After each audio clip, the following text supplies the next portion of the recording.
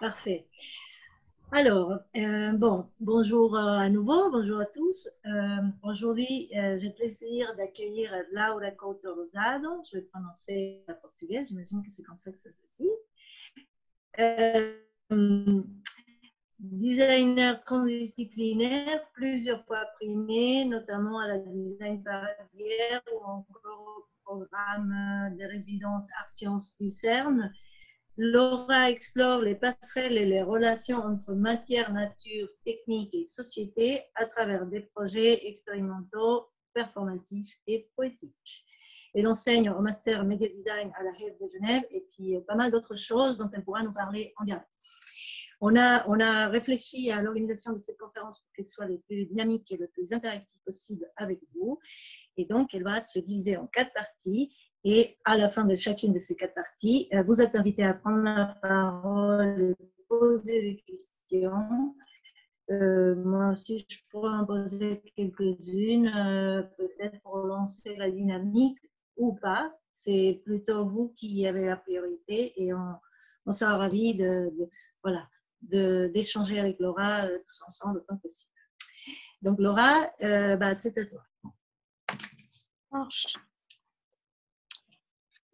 C'est parti. Est-ce que vous voyez mon écran? Oui, je pense que non. Oui, Oui, c'est parfait. On voit bien. C'est parti. Ok. Alors, c'est parti. Alors, voilà. Je vais d'abord commencer par me présenter brièvement. Donc, voilà, je suis Laura Couto Rosado. Je suis originaire de Casablanca, au Maroc, et je suis installée actuellement à Genève. J'ai une double casquette de designer produit et de média designer ou designer en interaction. Pour le dire plus simplement, je suis une designer qui revendique une approche pluridisciplinaire du design. En ce qui concerne mon parcours, j'ai un DNSEP de design que j'ai eu aux Beaux-Arts en France à Toulouse et aussi un master en média design que j'ai obtenu à la Aide à Genève, où j'ai ensuite enseigné. Donc, les projets que je conçois me permettent d'explorer de nouveaux territoires créatifs et thématiques. J'aime bien relever des défis et prendre des risques dans ma pratique. Pour moi, le design, c'est vraiment la capacité à créer des objets ou des systèmes d'artefacts qui incarnent une vision du monde, un mode de pensée, et pour aller plus loin, parfois même, qui incarnent des idéologies. Je questionne beaucoup en ce moment, je me questionne sur les paradigmes et sur les imaginaires alternatifs que le design pourrait incarner ou revendiquer à l'heure de cette crise écologique, sociale, économique, politique et sanitaire que nous vivons. En ce qui concerne l'usage des technologies, j'utilise les technologies émergentes plutôt comme un moyen que comme une fin en soi dans les projets. La plupart du temps, je détourne ces technologies de leur fonction initiale pour paradoxalement nous reconnecter à la nature et aux phénomènes du vivant. L'usage des technologies dans mes travaux me permet aussi d'avoir un rapport critique par rapport à ces développements technologiques. Et j'utilise aussi leur potentiel pour explorer de nouvelles méthodologies dans la pratique du design et aussi développer des nouveaux paradigmes d'objets. Donc, je vais vous parler principalement de trois projets qui se répartissent en 3 mots-clés: hybride, furtif et diplomate. Mais avant, je voulais quand même vous introduire par un projet introductif qui en fait cristallise finalement tout le déploiement de la démarche dont je vais vous parler dans la conférence. Donc, je vais vous parler d'un projet que j'ai fait en 2017. Ça commence à dater. Je l'ai réalisé à la cité, Cité de la céramique, dans le cadre d'un projet de recherche et de développement qui avait pour thématique la relation entre la lumière et la céramique, et en l'occurrence ici la porcelaine. Alors, cet objet, c'est une lampe d'ambiance. C'est un objet connecté en porcelaine avec des LED intégrées qui peuvent retranscrire l'activité sismique de faible magnitude terrestre qu'on ne peut pas nous percevoir en tant qu'être humain, mais qui est en permanence sous nos pieds. En fait, c'est une lampe qui est capable de retranscrire en lumière les inflexions, les respirations de la Terre.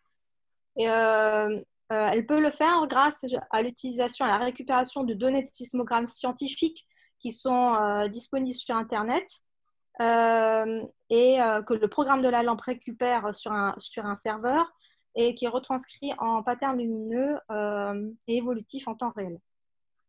Donc, ce qui est intéressant et que j'ai voulu quand même développer dans le projet, c'est le lien et le pont que j'ai établi durant cette recherche lumière céramique entre les décors traditionnels à l'or sur porcelaine qui datent du XVIIe siècle à la manufacture de Sèvres et les technologies, plutôt les techniques de réalisation de circuits électroniques imprimés qui constituent les hardware de nos technologies de communication dans nos ordinateurs, smartphones, moniteurs, etc. etc. Donc, on voit sur ce slide à gauche l'assiette que j'avais utilisée pour faire ma proof of concept. C'est-à-dire que j'avais pris un multimètre et j'avais mesuré la conductivité de l'or sur l'assiette. Et comme l'or étant le meilleur conducteur au monde, je n'ai pas eu beaucoup de mal, justement, en me câblant avec des fils, à allumer une LED à partir des motifs de l'assiette. Et à droite, on voit un schéma électronique d'une matrice de LED que je vais réutiliser et que je vais redesigner pour la lampe finale. Donc après cette proof of concept, j'ai réalisé un autre test pour aller plus loin dans le projet et pour voir s'il était faisable. Et j'ai réalisé avec les techniques et les recettes qu'ils avaient alors, de décor à l'or, un circuit, un motif basique qui me permettait de faire un chenillard de LED, c'est-à-dire d'allumer consécutivement une série de 5 LED. Voilà. Et en fait, c'est grâce à ce prototype basique que j'ai pu après développer l'objet de la lampe finale.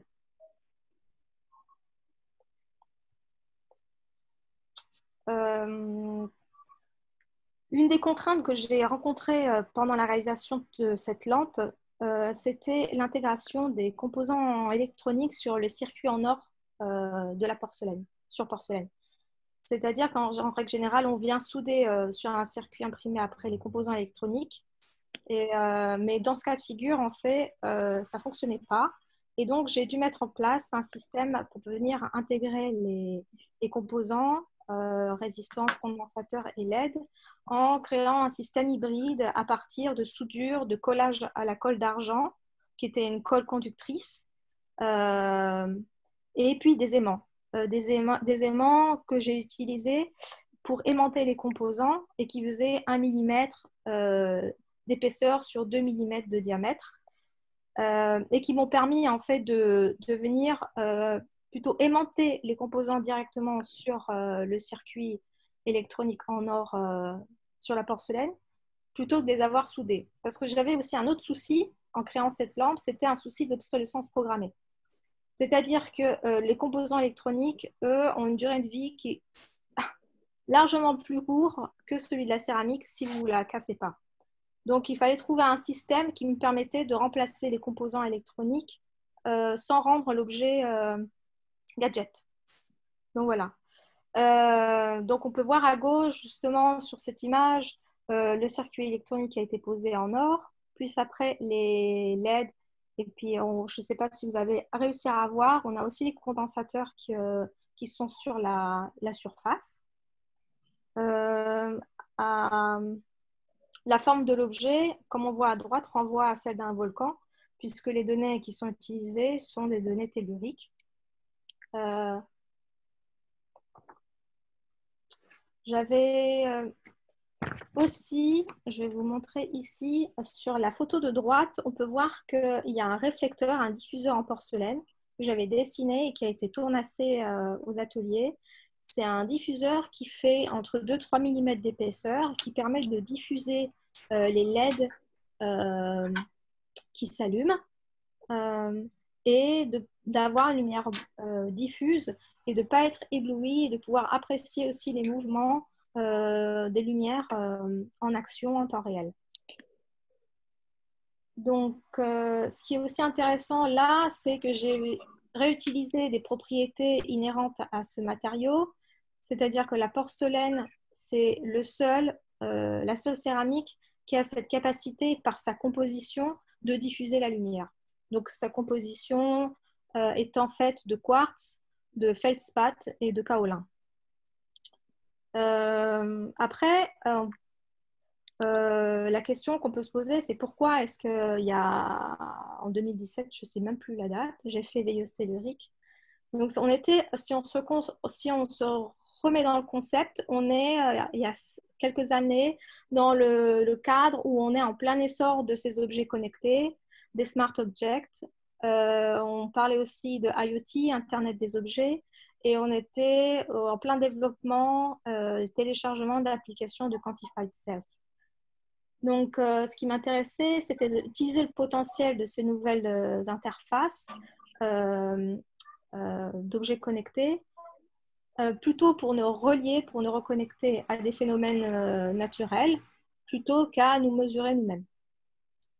Et puis, j'avais aussi complété cette recherche des théories développées par le climatologue James Lovelock et la microbiologiste Lynn Margulis, qui avait théorisé l'hypothèse Gaïa.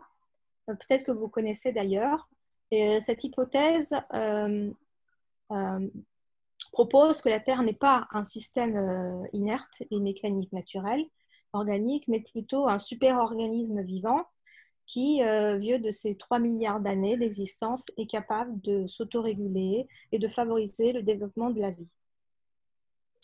Donc, pour enchaîner, à la suite de ce projet, Veilleuse tellurique, j'ai rencontré dans un festival où j'exposais la veilleuse le metteur en scène avec qui j'ai travaillé et j'ai développé les projets dont je vais vous parler. Et quand j'ai rencontré Délias, il s'intéressait beaucoup à ce que j'avais fait avec Veilleuse tellurique, parce qu'on était dans l'ordre de l'objet connecté et il s'agissait d'une lampe, et qui voulait me proposer un nouveau projet d'installation interactive qui intégrerait des technologies d'intelligence artificielle, parce que l'année suivante, on commençait à s'intéresser à l'émergence de tout ce qui était machine learning, intelligence artificielle. Et à Grenoble, les ateliers Art Science avaient lancé cette thématique pour le salon Experimenta, et avait proposé à différents artistes et acteurs culturels de développer un projet autour d'émergence de cette technologie en collaboration avec le CEA de Grenoble et à Saclay. Donc voilà un peu le contexte de ce projet AELI qui va évoquer la question de l'usage de l'intelligence artificielle dans le design. Le postulat de départ, c'est la lampe de chevet. C'est un peu ce qui nous a un petit peu... c'est le point de départ, si vous voulez, du scénario qu'on a discuté avec Frédéric. Et à partir de nos discussions, le postulat a été, mais dès le moment où on peut intégrer une nouvelle brique technologique, à savoir une intelligence artificielle dans nos objets au quotidien, quel serait le statut de ces objets qui passent d'objets inertes à objets vivants par le biais de cette technologie, et quel type d'objets, des scénarios d'usage on aurait à faire. Donc, on a un petit peu extrapolé sur ces possibles, et puis on est arrivé à ce synopsis un peu surréaliste, mais qui nous plaisait bien. AELI, en fait, c'est l'histoire d'une lampe vivante qui voulait ressembler à une méduse et qui avait le comportement d'un chien ou d'un animal de compagnie. Donc, on avait un peu ce postulat un peu loufoque, mais qu'on avait envie d'explorer. Mais maintenant, la question, c'était de savoir comment est-ce qu'on pouvait développer des méthodologies pour mettre en application ce scénario de base. La première chose que j'ai proposé à Frédéric, c'est de faire, avant de passer au design de la lampe, c'était de pouvoir développer les scénarios d'interaction en spéculant sur l'idée qu'on avait affaire à un objet qui avait une intelligence. Et donc, j'avais détourné des barres de LED que des fois j'utilisais pour des performances audiovisuelles et des shows de lumière, de mapping, et qui sont pilotés en DMX pour pouvoir faire nos tests. On avait utilisé ce prototype tronconique. Et puis, je vais vous montrer là une vidéo qui vous montre le premier test de machine à état où, si vous voulez, le prototype lumineux réagissait à un contrôle vocal. Donc, je vais vous montrer, ça va être plus simple. Je ne sais pas si je vais mettre le son un peu plus fort. Peut-être que vous allez... Attaque.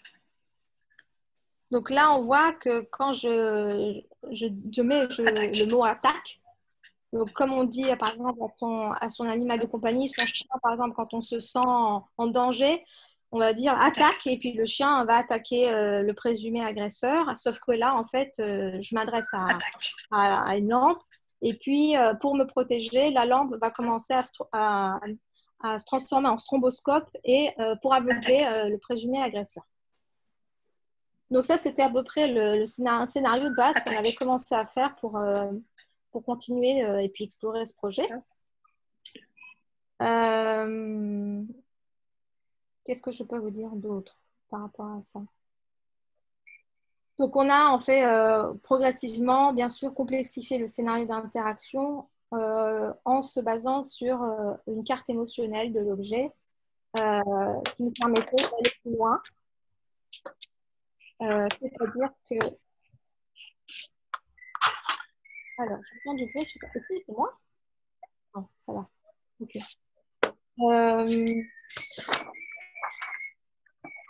C'est pas moi.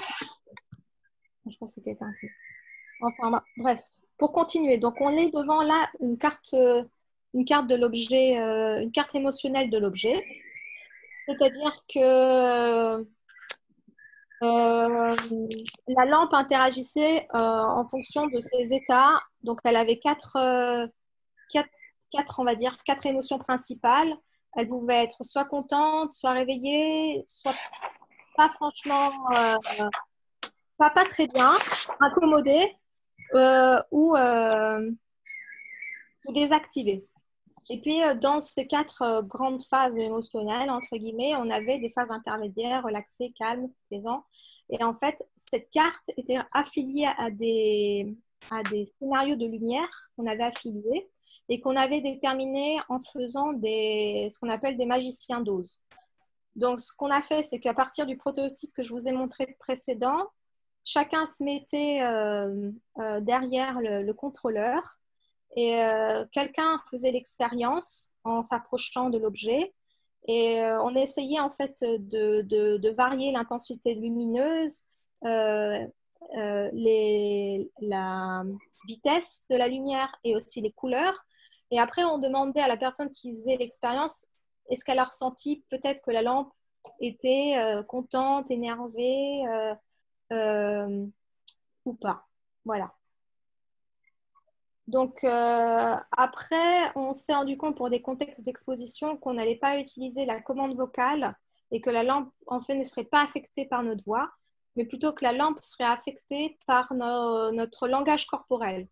On a rajouté une Kinect, finalement, qu'on a cachée dans l'espace, qui est un peu l'œil de l'objet, qu'on a extrait, qui permet, en fait, d'analyser les mouvements corporels, et la position des mains, la rapidité des gestes.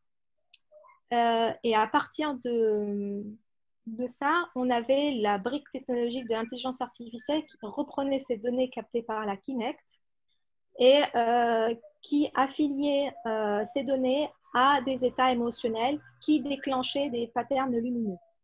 Donc, on voit à droite la carte émotionnelle finale finalement de la lampe Et on voit bien ici, quand on voit des visiteurs interagir avec Aili, qu'en fonction de la manière où on plaçait les mains et à la manière dont on arrivait sur la lampe, on pouvait effrayer la lampe, amuser la lampe, et ça déclenchait des patterns lumineux.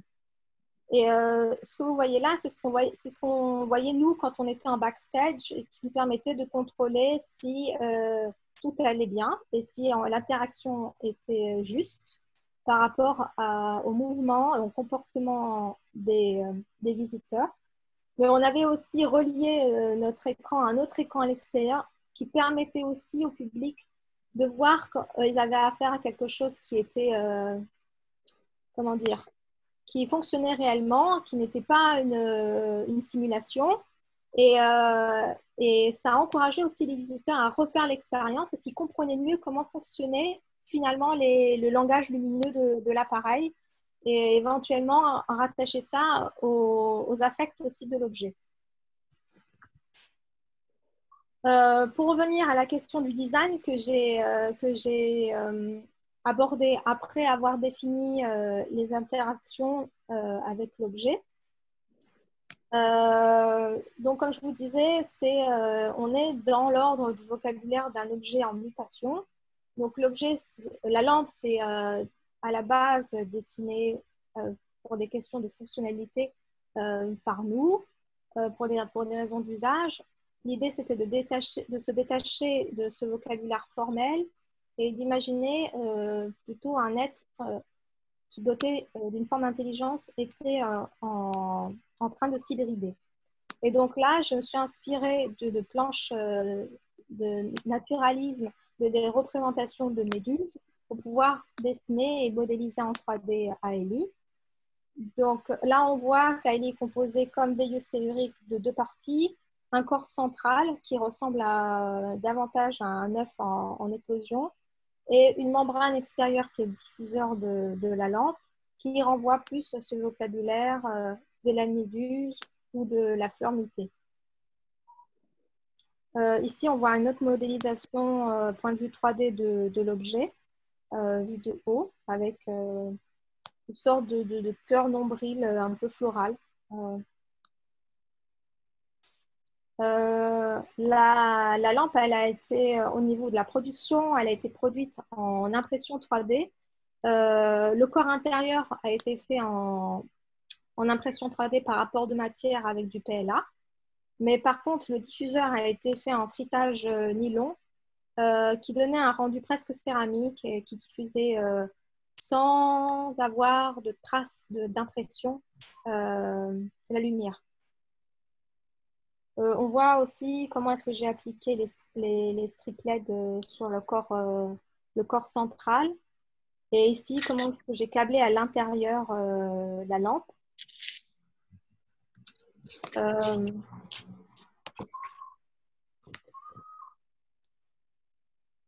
Donc, là, on voit ici une des premières fois où on voit l'allumage de la lampe monter et puis avec la lumière diffuse. Au niveau de la technologie, pour vous parler un peu plus de cette brique technologique d'intelligence artificielle qui a été utilisée pour la création d'Aili, on n'a pas utilisé de machine learning. On a travaillé avec le laboratoire du CEA de Saclay, qui, eux, faisaient d'autres développements d'intelligence artificielle. En l'occurrence, là, ils développaient ce qu'ils appelaient des machines à logique floue. Alors, les machines à logique floue, je ne saurais pas vous les expliquer d'un point de vue mathématique, mais d'un point de vue du potentiel que ça nous donnait. C'est que, par exemple, si vous aviez, par exemple, la possibilité d'allumer la lumière en rouge colère, je dis ça comme ça, hein, et en bleu paisible, en fonction de conditions qu'on a données en relation avec les mouvements du corps. Et ben, grâce à cette brique technologique, ce programme-là, l'objet ne va pas faire du rouge ou du bleu en fonction de ce qu'il analyse en captation de données, mais il va vous donner un feedback flou. c'est-à-dire qu'il va temporiser en pourcentage en fonction de ce qu'il récupère en données de mouvement de la personne, un pourcentage de rouge et un pourcentage de bleu. Donc, on n'est plus dans du 0,1, mais on est dans quelque chose qui est entre du 1 et du 0. Voilà. Et en fait, on a utilisé ça pour créer cette interaction.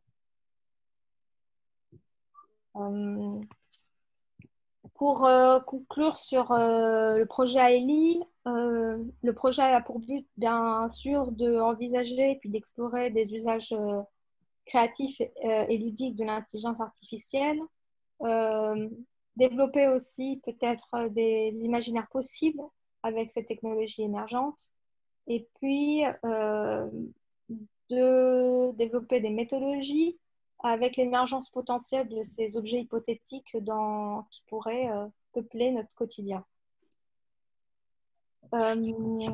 Et pour finir, je vais vous montrer une vidéo, un teaser qui a été fait parce que le projet a été développé dans 2 endroits, à expérimenter à Grenoble et puis après à Paris dans une exposition qui s'intitulait Attention Intelligence, qui regroupait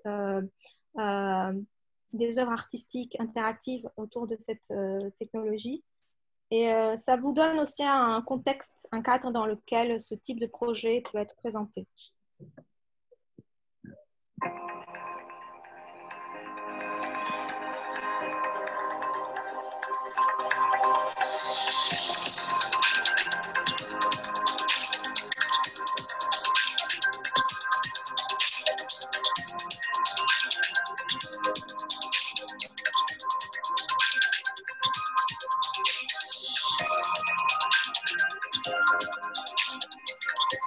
L'exposition Attention Intelligence a été conçue et imaginée par l'Atelier ArtScience. L'Atelier ArtScience, c'est une plateforme de recherche et de création entre le CEA, qui est un centre de recherche international, et l'Hexagone Scène Nationale ArtScience, qui est situé à Grenoble, mais qui rayonne partout en France et à l'international. Le projet de l'Hexagone Scène Nationale ArtScience, c'est de permettre à des artistes de venir au contact des nouvelles connaissances et des nouvelles technologies. En venant à ce contact, les artistes se décalent et créent de nouvelles formes qui ne sont pas sur le plateau d'un théâtre, mais qui sont justement présentables dans un espace comme un lieu d'exposition. C'est ce que nous avons présenté au Maïs Social Club avec des œuvres interactives et immersives qui ont pu toucher un très large public. Sur les enjeux de société aujourd'hui, et en particulier des grandes transitions écologiques, énergétiques, numériques et de l'évolution des usages. L'Atelier ArtScience va accompagner les entreprises, comme la Maïf, dans leur concept d'innovation de recherche sur des sujets comme l'intelligence artificielle, comme les big data, sur les questions du risque et sur les questions imaginaires de l'énergie. L'Atelier ArtScience a voulu s'intéresser. Voilà.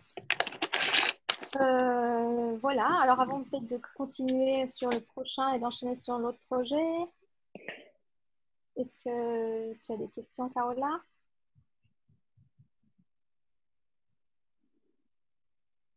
Ah, je ne t'écoute pas, pourquoi? Allô?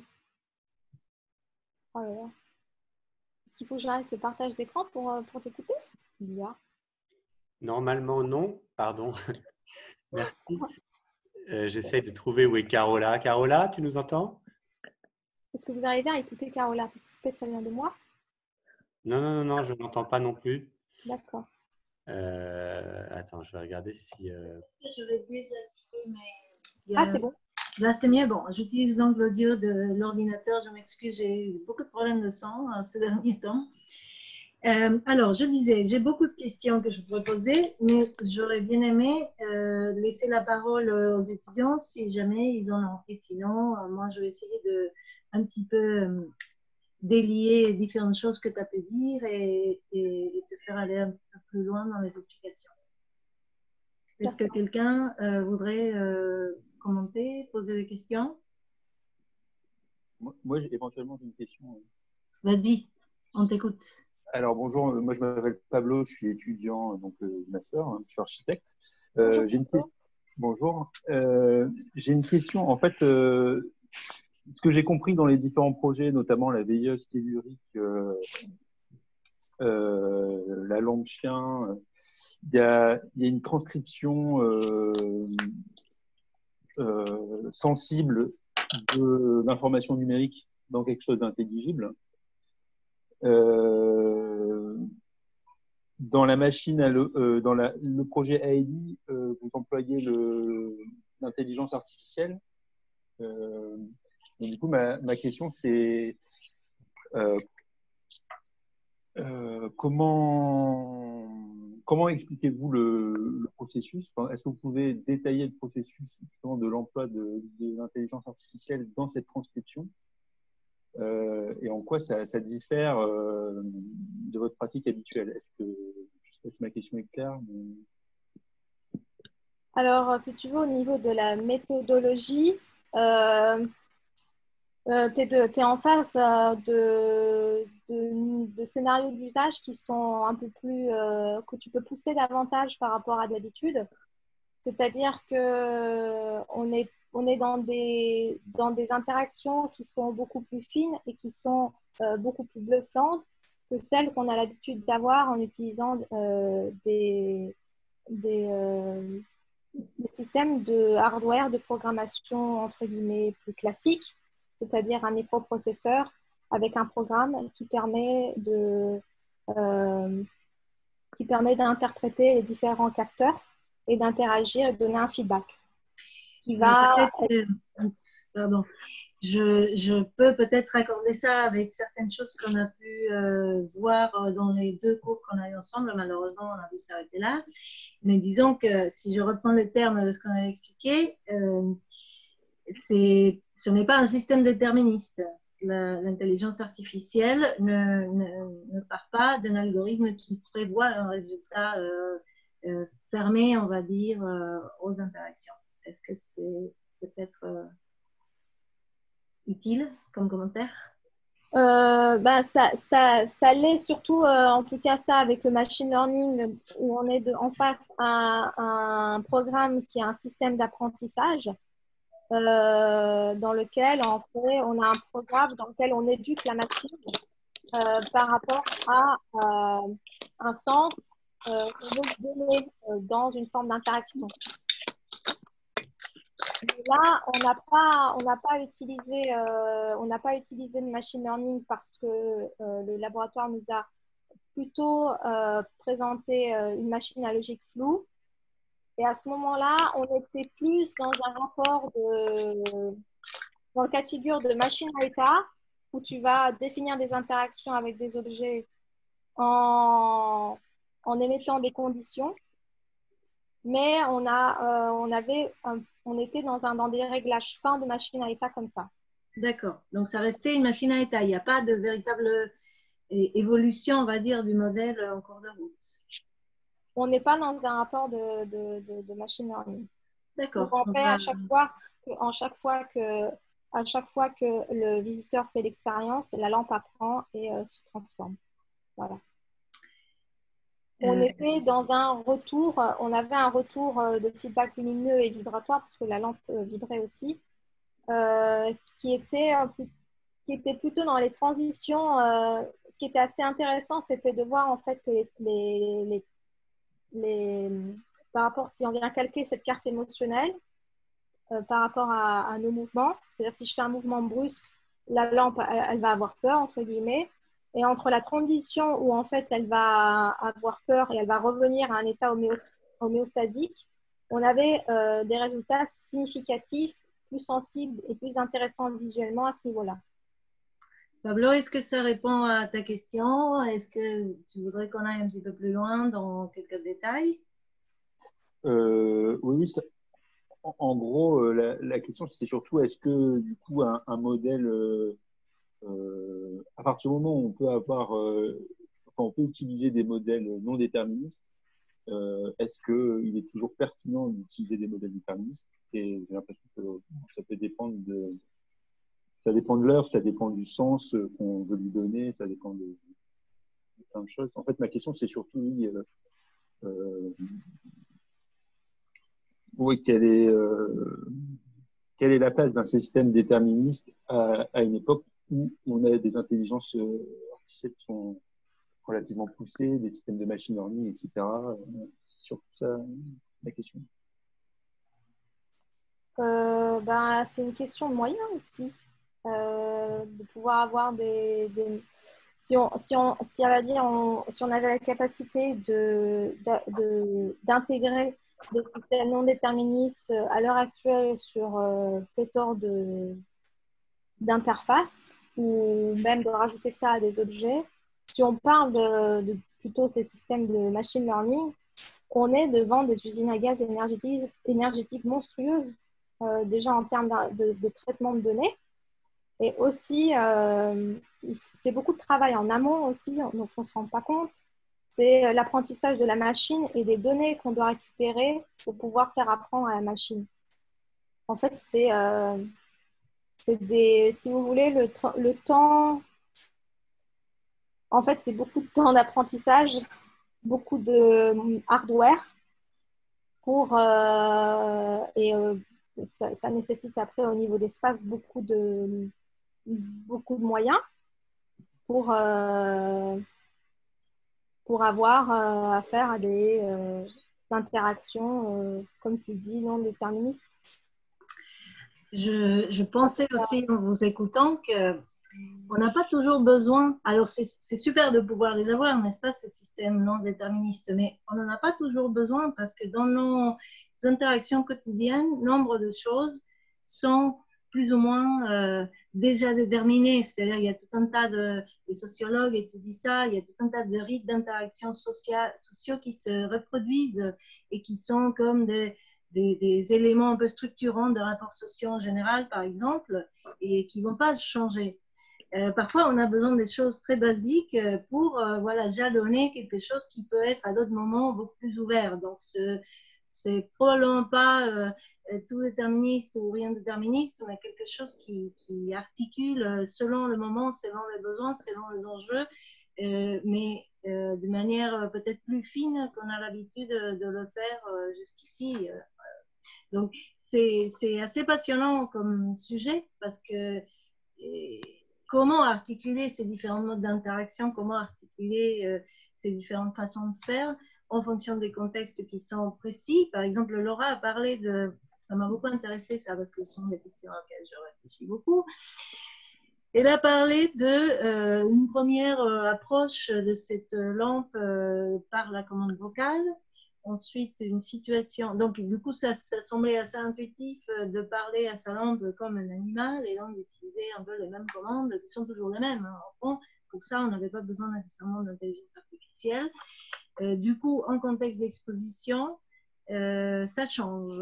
Ça change, ça devient un système, disons, de machine vision, en gros, avec détection du geste. Alors, Laura, qu'est-ce qu'on y perd, qu'est-ce qu'on y gagne?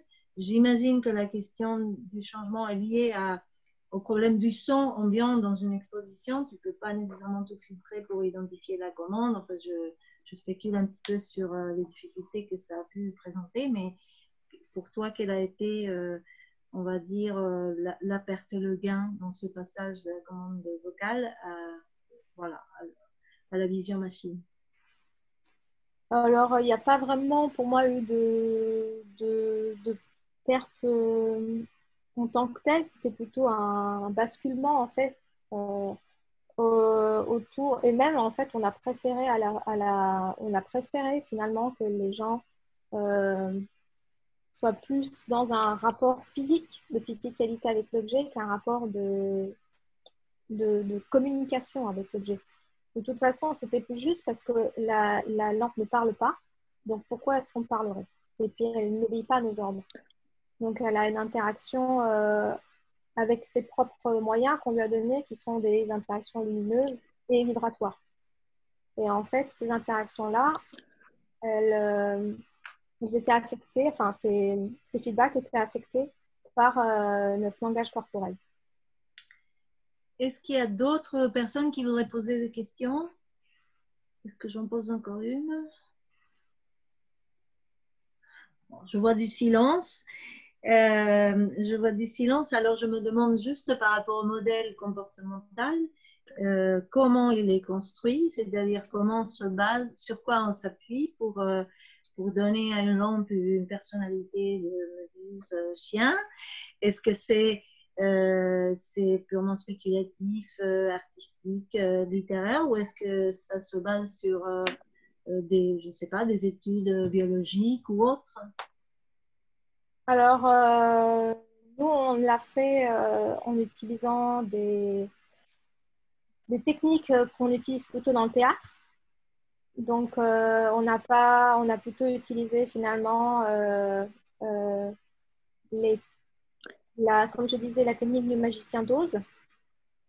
C'est-à-dire que on n'a pas vraiment non plus, enfin, c'est compliqué de trouver en termes de référence des dispositifs interactifs qui communiquent entre guillemets ou interagissent avec nous en lumière et en vibration et qui sont censés nous retranscrire un état ou en fait nous amener à projeter sur la machine un affect, une émotion qu'elle pourrait avoir. Donc pour pouvoir être dans ce processus-là entre l'objet et la personne qui expérimente cet objet, on a utilisé, comme je disais, le magicien d'Oz. C'est-à-dire qu'à la place du programme, on a mis quelqu'un et la personne faisait comme si c'était la lampe et avec un contrôleur, on modifiait les vibrations, les lumières, la vélocité, l'intensité en fonction de la manière dont on voyait la personne se déplacer autour de l'objet. Et après, on a demandé à la personne de nous faire un feedback et de nous dire à quel moment, qu'est-ce qu'elle a eu comme impression. Et à ce moment-là qu'on a pu déterminer des patterns lumineux qui étaient affiliés à des émotions. Ok, est-ce que tu veux qu'on passe au projet suivant, Laura? Sauf si quelqu'un va encore intervenir. Non, j'ai l'impression que c'est à toi. Parfait, alors on enchaîne avec la scénographie des furtifs. Donc, projet également réalisé en collaboration avec Frédéric Bélias. Il s'agit ici d'une scénographie de théâtre. C'est l'adaptation du roman de science-fiction Les Furtifs, écrit par Alain Damasio l'année dernière et puis paru aux éditions La Volte. C'est intéressant de débuter ce projet parce que metteur en scène avait eu les droits de l'adapter au théâtre avant la sortie de parution publique en librairie. Alors, ce qui était drôle, c'est qu'on avait les chapitres écrits au fur et à mesure et qu'on découvrait finalement le roman de cette manière. Mais le gros casse-tête, c'était que je me suis rapidement rendu compte que je devais faire la scénographie d'une pièce qui n'avait pas eu son texte découpé et adapté au théâtre. C'était vraiment un casse-tête en fait. En fait, je devais faire la scénographie d'une pièce qui n'avait pas de texte, mais qui se basait sur un roman qu'on découvrait au fur et à mesure. Voilà. Et donc, pour pouvoir rebondir sur cette contrainte que je trouve est assez énorme, je me suis littéralement intéressée au casse-tête parce que c'était un vrai casse-tête pour moi qui était présenté. Et j'ai peut-être avant d'aller plus loin, je vous... du coup, je n'arrive pas à lire. Si vous arrivez à lire la citation, moi, je n'arrive pas. Je vous ai mis cette citation que j'aime bien, qui parle de qui est en relation, bien sûr, avec le titre, qui s'appelle Les Furtifs, qui parle de furtivité, qui est en relation avec la notion d'invisibilité. Et cette citation ici est interprétée sous le fait que ce qui relève de l'invisible pour Alain Damasio, c'est quelque chose qui échappe au contrôle et qui échappe au pouvoir et qui est invisible à un pouvoir préexistant et prédominant d'un système. Donc, c'est de ce point de vue qu'il faut interpréter ici cette question sur l'invisibilité. Donc, pour revenir à mon casse-tête de scénographie, j'ai été voir un peu ce qui se faisait au niveau des puzzles et puis des casse-têtes. J'ai un peu étudié les systèmes de Stewart Coffin, qui est à la base un ingénieur du MIT qui a laissé tomber sa carrière pour se consacrer uniquement à la réalisation de casse-têtes et de puzzles par imbrication et qui a développé tous des systèmes en fonction de séries mathématiques de pièces géométriques qui s'emboîtent en 3D en fonction en fait d'un système, d'une astuce à trouver. Et puis, au fur et à mesure, finalement, ce qui m'a le plus intéressé au final, parce que la contrainte, c'était de créer un système modulaire qui était défini, mais qui en même temps allait permettre après au metteur en scène, à Délias, de déployer sa scénographie et d'accompagner la dramaturgie de la pièce. Donc, j'étais entre un système fermé et un système en même temps qui devait permettre beaucoup de liberté. Donc, je me suis plus finalement focalisée sur le Tangram, le Tangram, c'est un jeu, je pense que vous connaissez tous. C'est l'adaptation d'un casse-tête chinois qui, à la base, signifie les 7 plaques de la ruse ou de l'habileté. Donc, c'est à partir d'un carré composé de 7 formes triangulaires ou carrées et un parallélogramme. On peut reconstituer pléthore de formes zoomorphiques, anthropomorphiques et des objets. Donc, à partir de ce système-là, j'ai commencé à prototyper une scénographie à échelle 1 qui pourrait être sur plateau et qui utiliserait plutôt cette approche. Alors, ici, je vous montre quelques déclinaisons. C'est une maquette avec des formes qui se reconstituent comme un pulse, qui se reconstituent ici en sorte de trapèze, un parallélogramme. Et puis, en fonction de ce que j'avais lu du roman, j'avais commencé à modifier les pièces pour que ça accompagne les différentes scènes qui allaient se retrouver après jouer dans la pièce. Donc, il était question de déambulation et de poursuite de protagonisme dans la ville. Donc là, on évoquait en bas, surtout à gauche, la question du plan de la cité, vu de haut, et des pâtés de maison. Et puis les espaces, c'était les espaces déambulatoires de l'acteur. À droite, on est dans un espace plus d'aménagement où on peut s'asseoir. En haut à gauche, on avait une scène où il était question de prise d'assaut d'une tour d'immeuble. Donc, on était devant une maquette d'architecture d'un building. Et puis, à droite, on est censé être dans un rapport qui nous renvoie plus à celui d'un état de nature avec des sculptures totémiques. Et puis, en bas, d'autres explorations plus architecturales de ces modules sur plateau.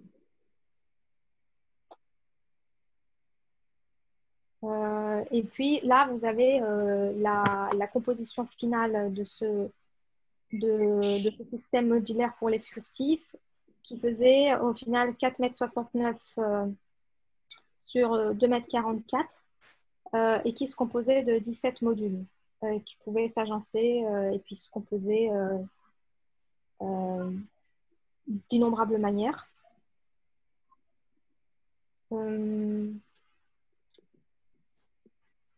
Qu'est-ce que je pourrais vous dire de plus? Ce que je voulais peut-être rajouter, c'est que ce n'est pas non plus anodin qu'on a opté et que j'ai pris la décision d'être à la fin sur quelque chose de modulaire, d'une décomposition modulaire de la scénographie. C'était aussi, il faut appliquer en fait Si vous avez lu le roman, il s'agit principalement d'un récit qui dépeint une société française dystopique qui a sombré par excès de néolibéralisme dans un état totalitaire de la consommation, pour le dire très rapidement. Et on est devant un système en fait qui conditionne les gens à se comporter d'une certaine manière au service d'un système. Et finalement, on se rend compte que en design, les systèmes modulaires aussi sont en quelque sorte qui obéissent à des règles de montage et d'assemblage, sont aussi des systèmes qui conditionnent à les utiliser d'une certaine manière. Donc, il y a un parallèle entre l'utilisation du système modulaire qui a ses règles, qui offre des ouvertures mais qui sont limitées, et le déploiement dans le récit d'un récit qui décrit un système totalitaire. Là, je vais vous montrer une série de screenshots de la pièce de théâtre. Ça va vous montrer d'autres éléments qui ont été importants dans la constitution de scénographie, à savoir la lumière et la projection vidéo. L'utilisation de la lumière théâtrale et de la projection vidéo sur écran et mappée sur les modules, c'est que ça a permis de renforcer le sens qu'on a voulu donner à la scène. À savoir, ici, on est... le synopsis, c'est le personnage qui déambule dans la ville à la recherche d'un autre protagoniste. Il y a une notion de rapidité et de temporalité rapide. Et on est là dans un déploiement, on va dire, symbolique d'un plan de cité abstrait qui est renforcé par la projection sur les modules. Et en arrière-plan, on a, vous allez voir après, je vais vous montrer un extrait de la pièce, une avalanche de visuels, de marques qui défilent et qui saturent les yeux du spectateur. Là, on voit, comme je vous avais montré dans la maquette, une déclinaison à échelle 1 en situation sur plateau de l'aménagement de ces modules en assises et en support de table.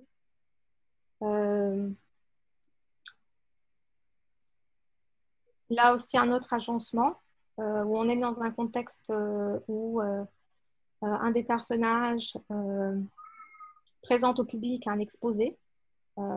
Et puis, on a l'agencement un peu sculptural de ces pièces autour du personnage avec la projection de crânes qui représentent l'évolution du vivant. Et puis, une corrélation entre le crâne et ces îlots abstraits sur le plateau.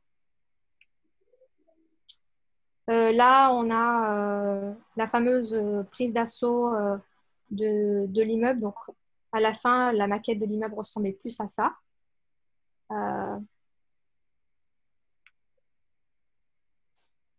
Et je vais vous montrer un extrait vidéo pour vous mettre dans pour vous donner une idée plus concrète de ce que ça rendait.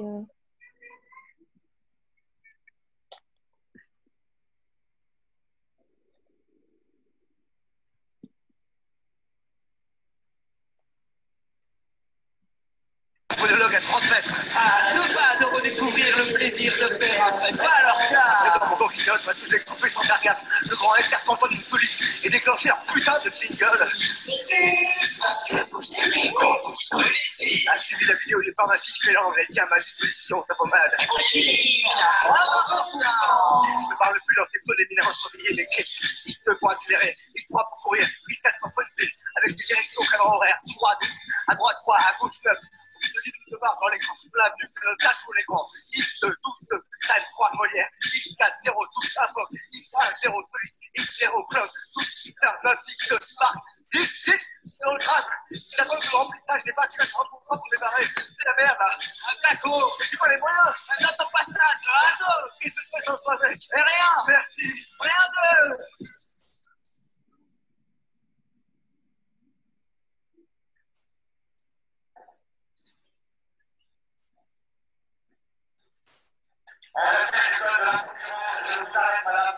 apparaître l'exercice illégal de l'enseignement. Bonjour monsieur. Le code de la concurrence ne s'applique pas dans les zones autonomes de la capitale. La place Akinvey est hors de votre juridiction. Votre intervention est illégale. Un homme de justice. Monsieur Lorca Barrez, nous sommes missionnés par l'État pour mettre un terme aux pratiques illégales de l'enseignement dans ce quartier. C'est dans ce cadre. Lâche-la, connard!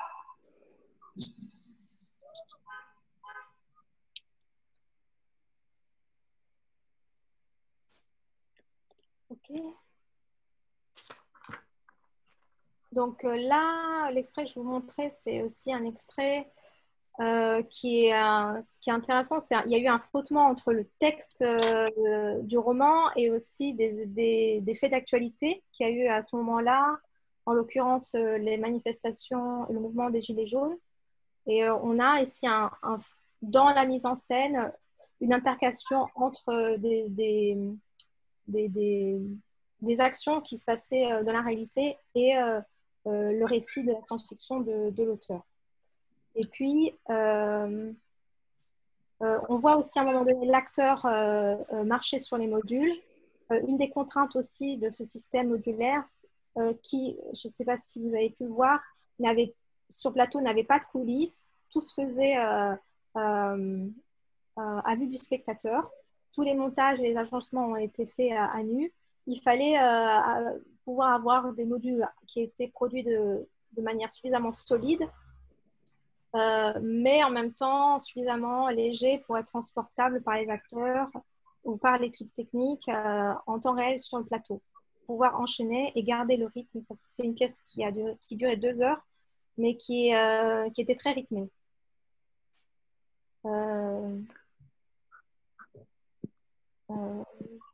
Voilà, c'est un peu tout sur la pièce. Est-ce qu'on fait quelques questions sur cette production? Est-ce que quelqu'un voudrait intervenir?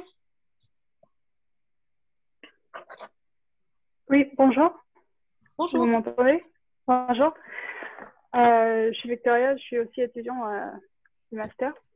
Et bonjour, je suis scénographe de théâtre. Pardon, oui. Mon écran.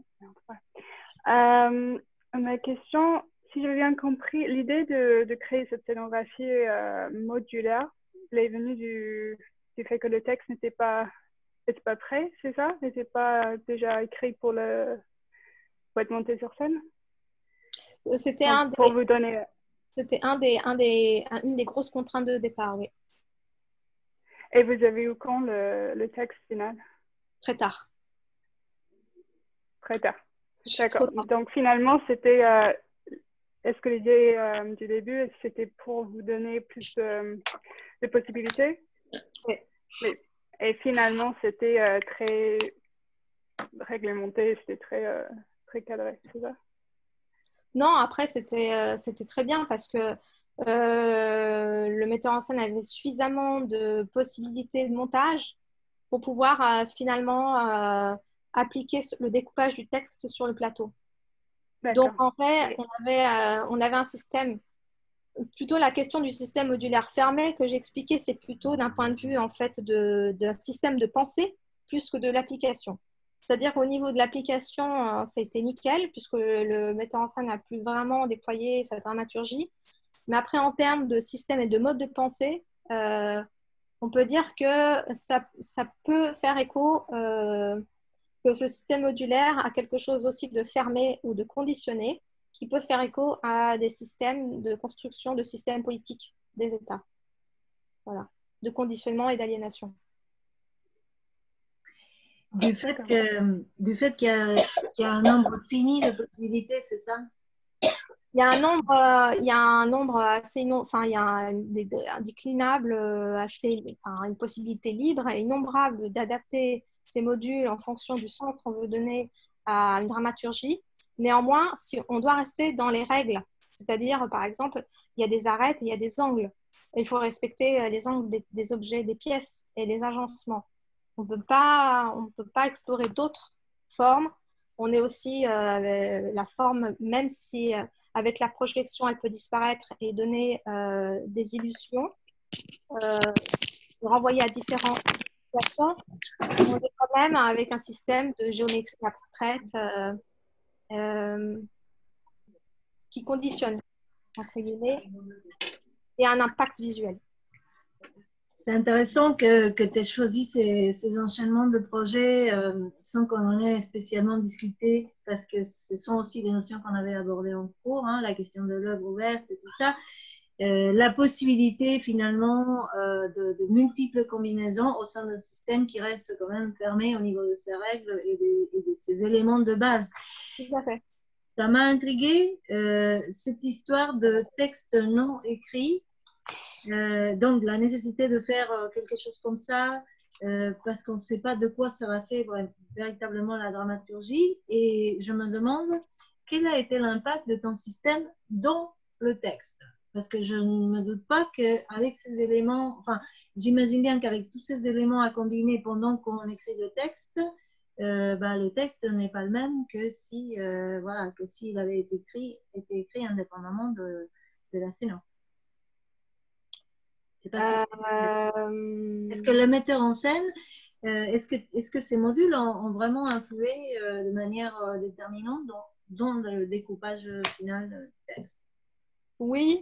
Oui, parce que je pense que grâce à la concession de ces modules, parce qu'il les a eu très, très tôt, le metteur en scène, donc il a pu vraiment jouer avec. Et à partir, en fait, c'était un jeu. Pour lui, c'était un peu comme si je lui proposais un système un peu ludique qui lui permettait, sans avoir son texte découpé, de commencer déjà à se projeter et à imaginer sa pièce. Donc, il avait ça, il avait ce qu'on voit sur plateau, je lui avais fait en CNC, dans un Fab Lab, un sort de kit avec lequel il pouvait jouer quand il voulait, à n'importe quel moment, quand il travaillait. Donc, forcément, j'en ai pas après vraiment précisément reparlé avec lui, mais c'est sûr que la scéno a eu un impact sur le texte. Et je pense qu'elle a eu un impact dans le choix de certaines scènes, de certains découpages qui ont été arrêtés à la fin dans la pièce finale.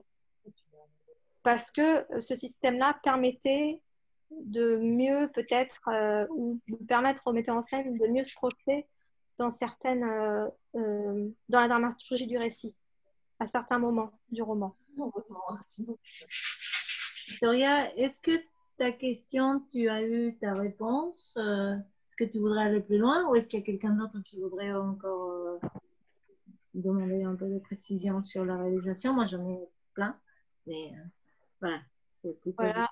Après, au niveau matériaux, les pièces, elles ont été découpées au fil chaud. Elles sont en polystyrène dense.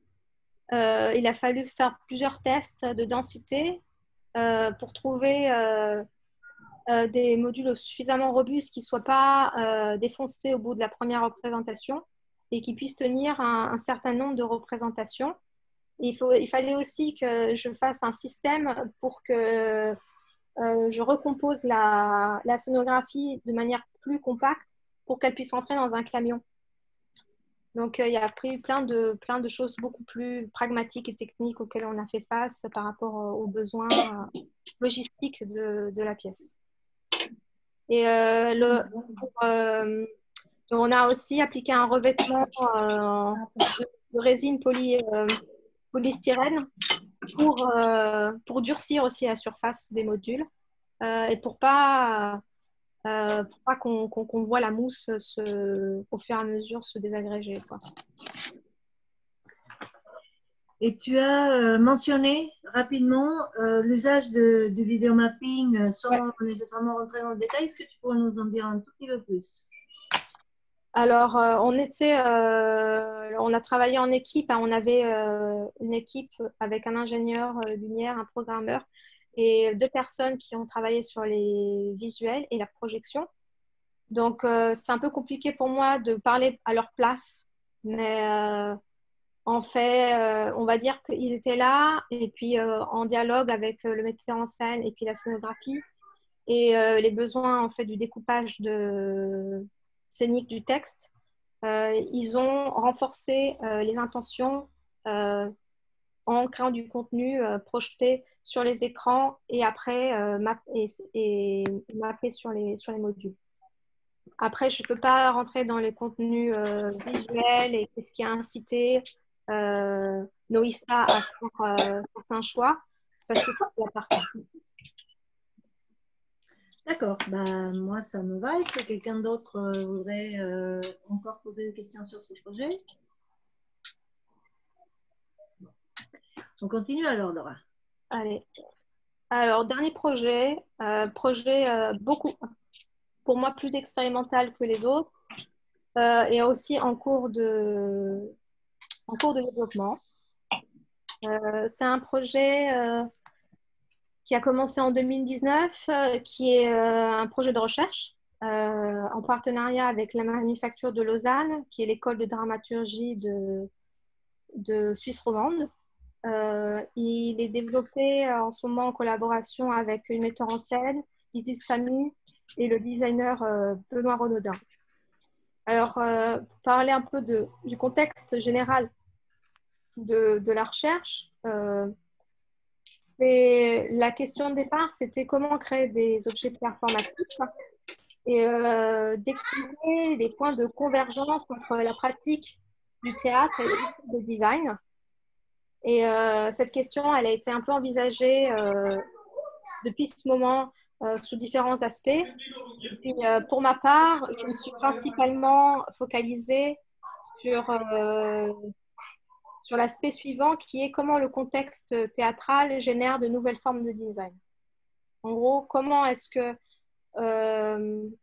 la pratique du théâtre, comment est-ce que les techniques de théâtre, comment est-ce que cet univers-là peut influencer et permettre de développer aussi des pratiques de design. Et pour cette recherche, comme on a l'habitude de le faire quand on fait du théâtre, mais pas uniquement, mais plus souvent, c'est qu'on a comme appui un texte.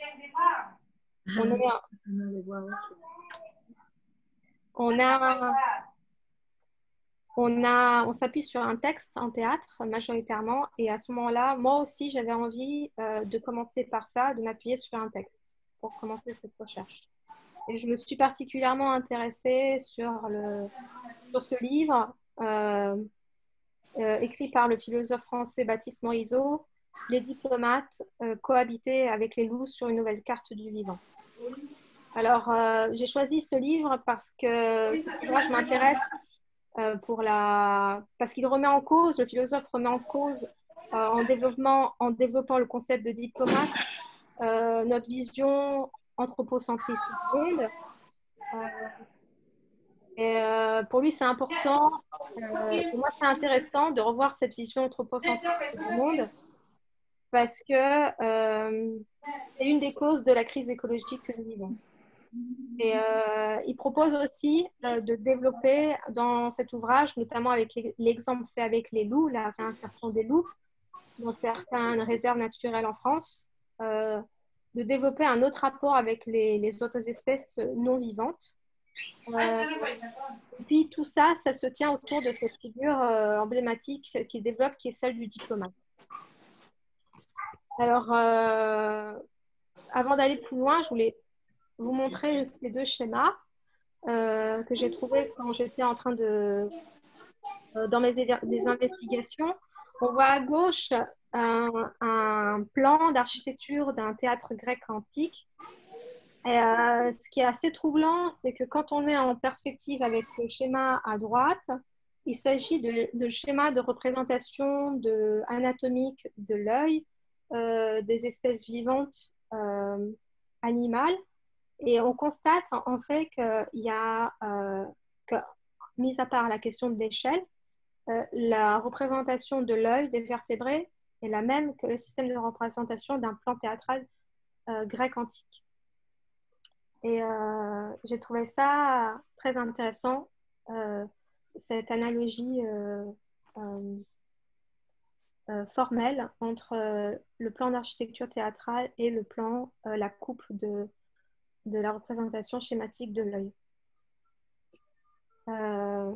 Et pour moi, en fait, c'est aussi une manière de dire « Ah oui, effectivement, c'est intéressant.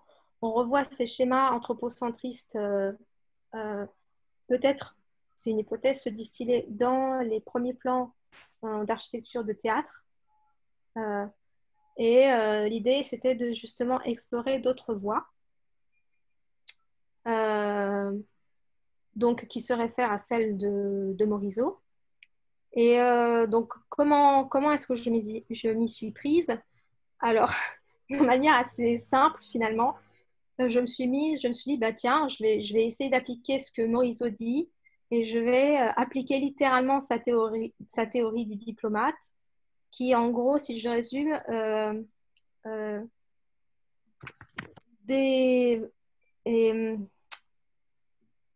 il s'agit en fait de faire l'effort de se mettre à la place des autres êtres vivants et essayer de les comprendre afin d'envisager l'environnement sous une nouvelle perspective. Donc, c'est un peu ça en fait que Baptiste Morisot explique. C'est faire l'effort de se mettre à la place de l'autre, mais l'autre n'est pas humain, c'est un non-humain, et essayer de comprendre en fait. Et bien sûr, on est par définition pas capable d'être l'autre, puisqu'on n'a pas les mêmes, anatomiquement, on n'est pas fait de la même manière, mais c'est ce processus en fait qui l'intéresse et qui pour lui change la donne. Et donc voilà, c'était parti. Essayons d'être une diplomate d'après Morisot. Donc la première chose, c'était d'essayer bien sûr, de trouver un scénario où je me mettrais à la place d'un autre être vivant. Et le premier choix que j'ai fait, c'était la mouche. Donc, je me suis dit, ah bah tiens, et si j'essayais de me mettre à la place de la mouche, comment je verrais le monde? Et la première chose que j'ai fait en faisant ces tests, c'était, étant fascinée par l'appareil de vision de la mouche, que je trouve absolument fascinant, déjà en termes de beauté et en termes de structure, je me suis dit, je vais essayer de voir comment je pourrais faire pour voir le monde comme une mouche. Et donc, ce que j'ai fait, c'est j'ai détourné des filtres de shader que j'ai bidouillés et qui m'ont permis en fait de simuler avec mon ordinateur, avec ma caméra, la vision d'une mouche. Voilà. Donc, ça, c'est un des tests que vous voyez, c'est des tests à droite. Et puis là, on voit d'autres tests que j'ai réalisés.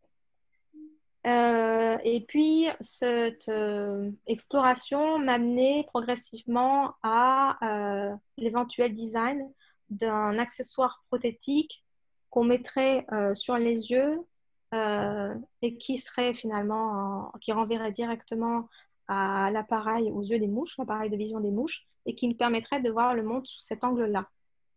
Et après, d'analyser qu'est-ce qu'on ressentirait. Le problème, c'est que je n'étais pas satisfaite par cette voie-là et par cette perspective, parce que je trouvais que finalement, l'expérience dont parlait Morisot d'altérité avec l'autre être humain, l'autre être non vivant, vivant non humain, était assez limitée. Et c'est vrai que j'avais placé la barre assez haut. C'est compliqué d'essayer d'interagir avec une mouche, essayer de se mettre à la place de la mouche, même en essayant de simuler sa vision. Enfin, c'était un peu compliqué au final. Et c'était très drôle en fait aussi, et assez absurde, et puis c'était très assumé. Mais j'avais envie de pousser ce processus un peu plus loin. Et à ce moment-là, je suis entrée en contact avec des corneilles. Alors, il y a beaucoup de corneilles. Je ne sais pas si vous connaissez Genève, mais dans la ville, il y a beaucoup de groupes de corneilles dans les différents quartiers. Il s'avère que j'habitais avec un groupe de corneilles pas très loin. Et aussi, sur mon lieu de travail, il y avait d'autres corneilles. Donc, tous les matins, j'ai mis en place un protocole très simple. C'était pour essayer d'entrer en contact avec elles et d'essayer de tisser une relation diplomatique avec ces êtres vivants qui sont là et qui vivent tous les jours avec moi, mais auxquels je ne fais pas attention. Essayer de créer quelque chose de plus conséquent. Donc, ce que je faisais, c'est qu'avant d'aller au travail, j'allais leur apporter à manger dans un lieu qui était toujours le même, qui était comme une sorte de rituel. Et puis, j'ai essayé de documenter, d'observer s'il y avait des changements de comportement, ou s'il y avait des prémices d'une interaction entre elle et moi. Donc, ce qui est intéressant aussi, quand je me suis plus intéressée à l'étude comportementale des animaux, aux études d'éthologie sur le comportement des corneilles, l'organisation des corneilles, et aussi sur le jargon scientifique qu'on utilise pour caractériser les groupes de corneilles, c'est qu'on ne parle pas de groupe ou de communauté, mais on parle de colonies dans le jargon scientifique.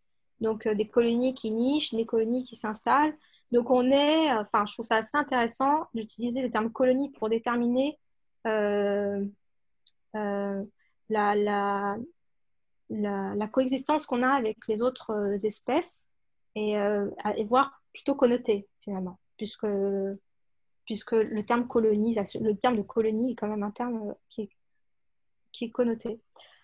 Donc, je vais vous montrer une vidéo rapidement. Donc ça, c'était au début, quand j'ai commencé les expériences. Donc, ces expériences, je les ai débutées il y a 1 an. Je continue de les faire. Donc, je vais vous montrer après une autre vidéo qui montre l'évolution de cette expérience de prise de contact et de relation avec les corneilles. J'ai pu faire des observations sans rentrer dans l'affect et sans rentrer dans l'interprétation émotionnelle de qu'est-ce qu'elle ressent, qu'est-ce qu'elle pense. J'ai pu constater que quand je regardais les corneilles de manière frontale, c'est-à-dire comme je vous regarde et que j'avais la nourriture à côté, les corneilles ne venaient pas. Par contre, quand je me tournais et que je partais, les corneilles à ce moment-là venaient et venaient manger les noix de cajou que j'amenais. Alors après, en fonction de ça, je me suis dit, mais qu'est-ce que je fais? En fait, je vais essayer une fois d'amener de la nourriture et de me tourner et de rester, mais me tourner et d'être dos à elle. Et donc, j'ai testé et en fait, je me suis rendu compte qu'elle se rapprochait et qu'elle pouvait venir jusqu'à 30 cm de distance de moi si je ne les regardais pas, si j'étais tournée dos à elle. Et donc, c'est à partir de ce protocole-là, en fait, de relation avec elle que j'ai pu instaurer et puis faire évoluer cette relation. Et puis là, on est, c'était une vidéo que j'ai faite il y a quelques semaines. C'est en période de confinement.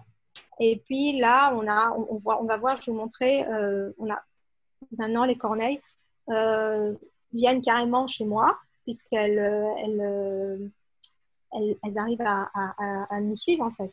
Et donc, interagissent avec moi sur le balcon. Je vais vous montrer.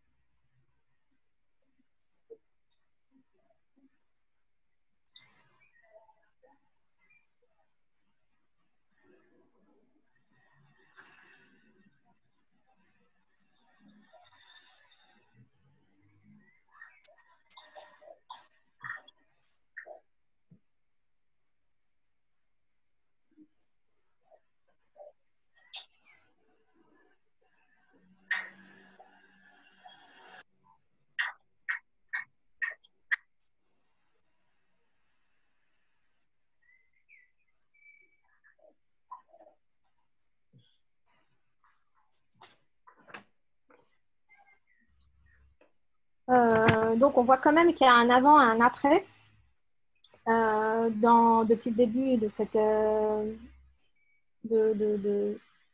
expérience et d'altérité avec les corneilles. Et puis, je pense que je vais envoyer la vidéo au Corvid Lab, qui est un laboratoire spécialisé dans l'étude cognitive et comportementale des corneilles en Autriche. Et pour voir, en fait, essayer de comprendre un peu plus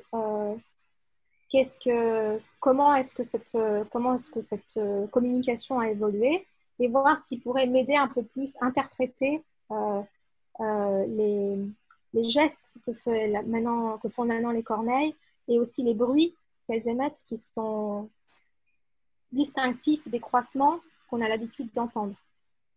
Voilà. Donc cette expérience que je continue de mener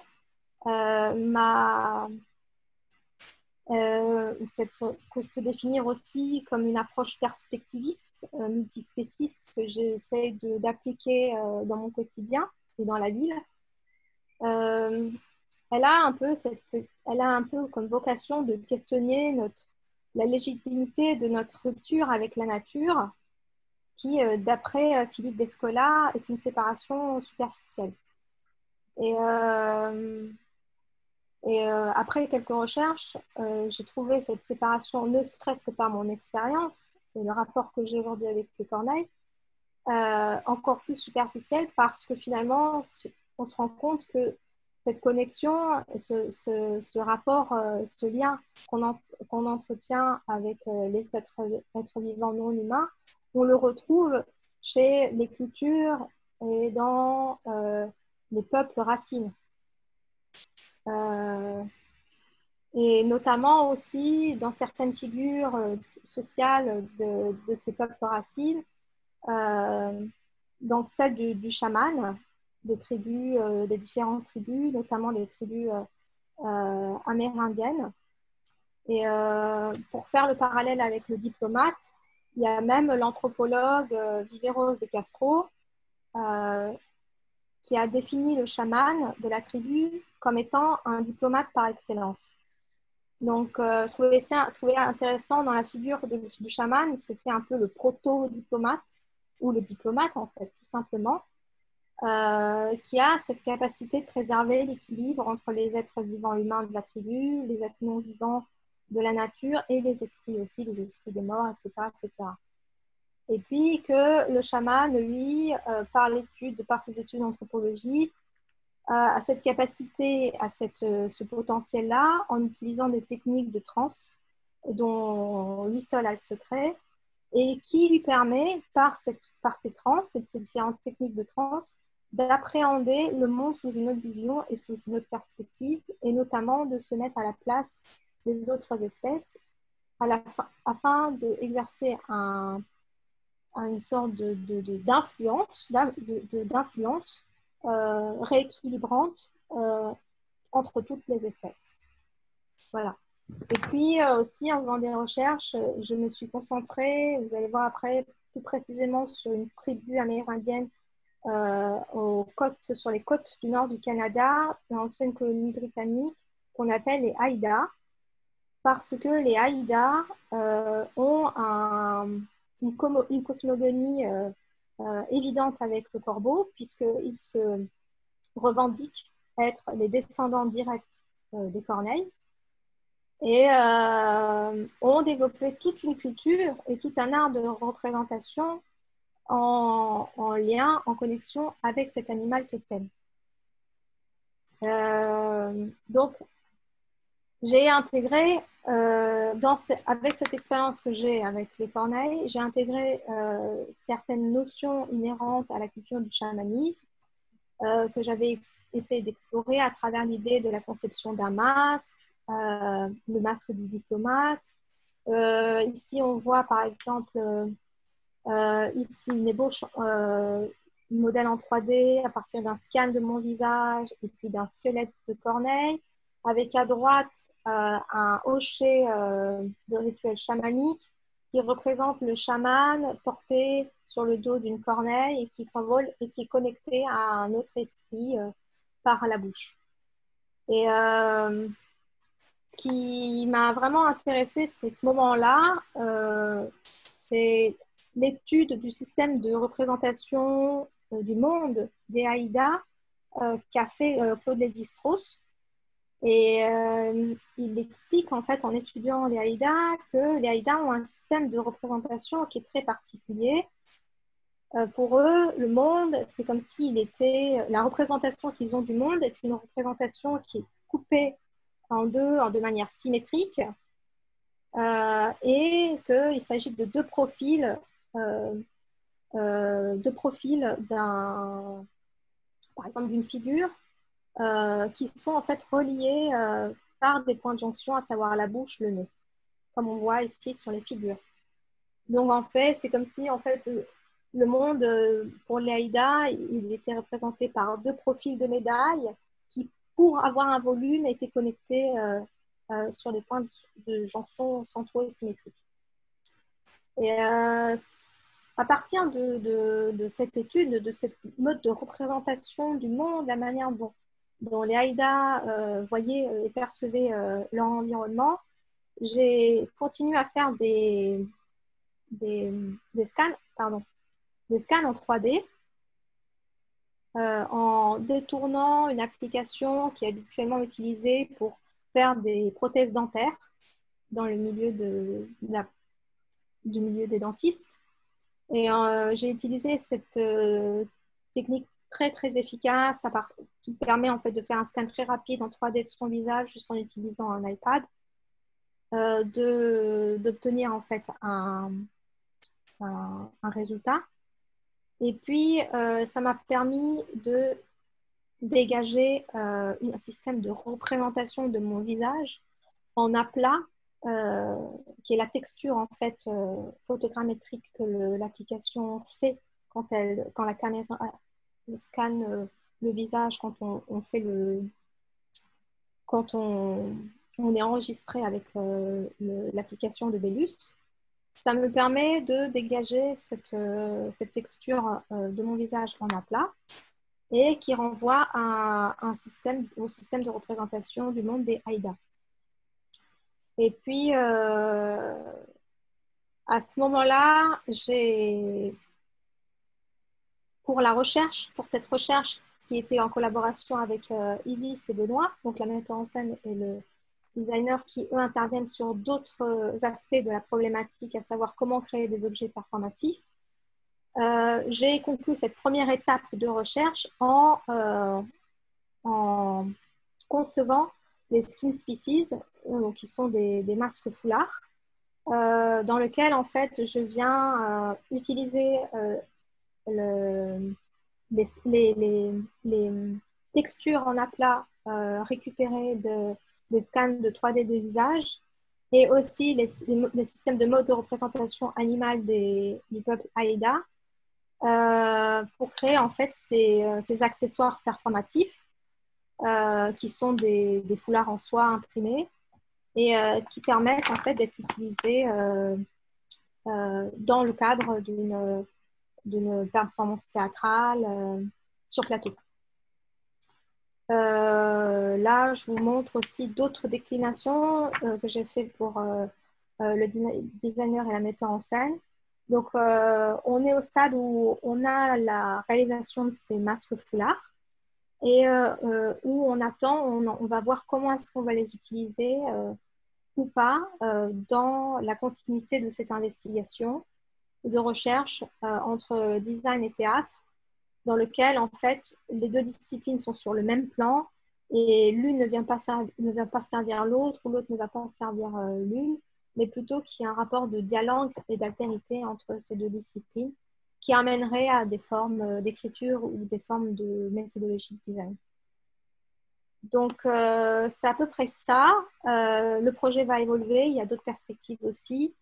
Bon, voilà, on peut dire que ces masques foulards synthétisent cette représentation que j'ai eue à travers mon expérience avec les Corneilles et cette lecture du diplomate de Morisot. C'est une sorte de synthétisation, d'incarnation de tout ce processus et ce mode de pensée que j'ai développé.